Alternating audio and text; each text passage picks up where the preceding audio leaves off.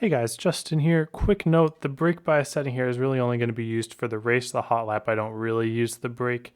And other than that, it's going to be a first lap hot lap, so let's get right to it. Do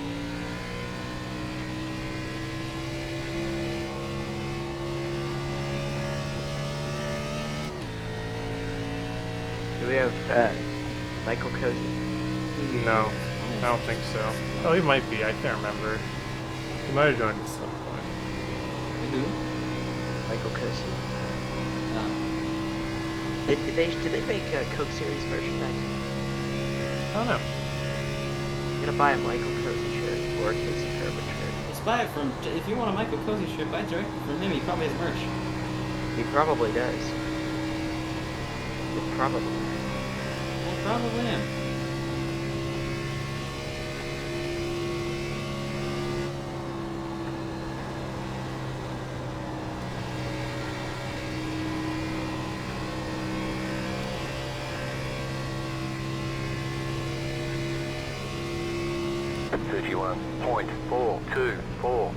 All right, let's take a look at that. So we're going to start with the run up as per usual. Did this as a first lap. I think I like first lap more than second lap. I think the tires just give up a little too much for second lap to be good.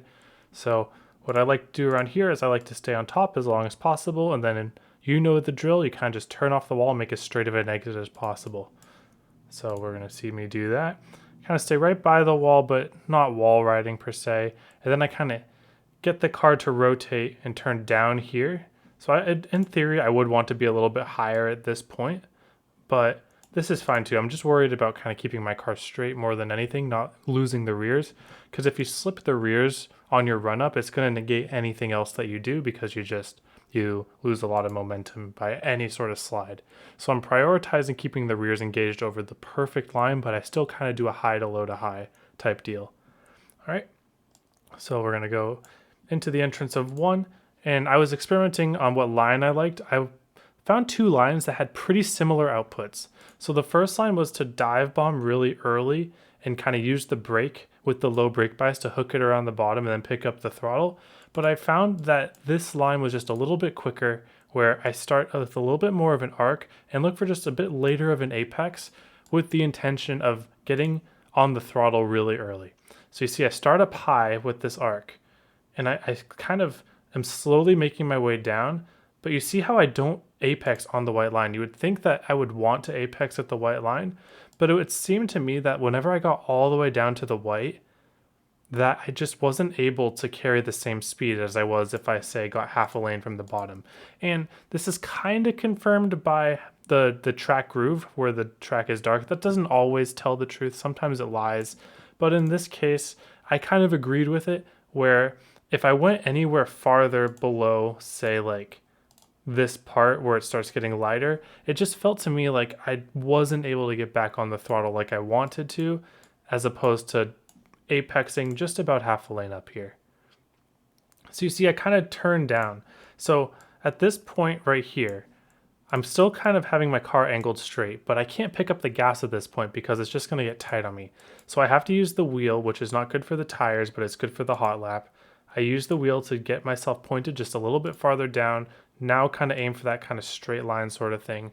And no, I won't get all the way to the white line, but that last bit of angle really helps me be aggressive on the throttle. I can get to mostly full very early. And you can see how I'm able to get to full throttle here before really even unloading the wheel. And that's not always the case in a somewhat loose short run setup like this is. So you see, I did get loose off the corner. If you're full throttle while your wheel is still turned in a setup like this, you're most likely gonna get the loose sensation. But it's manageable in this case because the car is naturally tight. So even if you're kicking out the rears a little bit, the car will kind of work against it to drive it a little bit more neutral than you would think. So I got a lot of momentum there, was able to carry that down the back. And then 3 and 4, kind of the same idea. I'd also tried with that dive bomb line before too. But the thing with that 3 is a little bit different than 1 and 2 is I do get a little bit closer to the white line. And again, you can kind of tell by the groove. And sometimes that groove lies, but sometimes it doesn't. So I did like the idea of getting to the bottom because it just felt like I could pick up the gas at a similar point when I was closer to the bottom in 3 and 4 than in 1 and 2, for instance. So you see, I got on the gas really early here too. And this is all that we're looking for in a lap like this. I'm trying to find a point where I let out to where I can get full back on the gas as early as possible. Being full on the gas halfway through the corner is massive for a hot lap because you can just carry that speed throughout the whole way. Now you can see here another technique that I used to help my car settle early was smooth off throttling. You see how it didn't go light switching from 100 to my minimum, which is about 30%. I gradually let off. I kind of went light switch down to 50-ish, and then I kind of just smoothed it out for the last bit. And that helps the car settle so that I can get back on the gas quicker. A little bit of brake stuff going on. I don't think that really did anything. That was just kind of my instinct. But it should be pretty much all gas in this hot lap. And you can see how much speed I'm able to carry off the corner because I was able to get on the gas extremely early due to my smooth off throttling and pointing towards the bottom with a somewhat late apex, but still getting closer to the bottom than you do in 1 and 2. And we're able to do this in 3 and 4 because we have a kind of a wider exit because that's how the tri-oval works. 1 and 2, you kind of enter tight, enter wide, exit tight, and then turn 3 and 4, you enter tight, exit wide.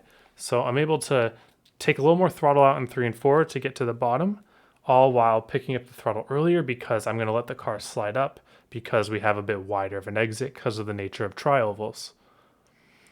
And because of that, we carry the much more momentum with our gas, and we're able to get a decent lap time.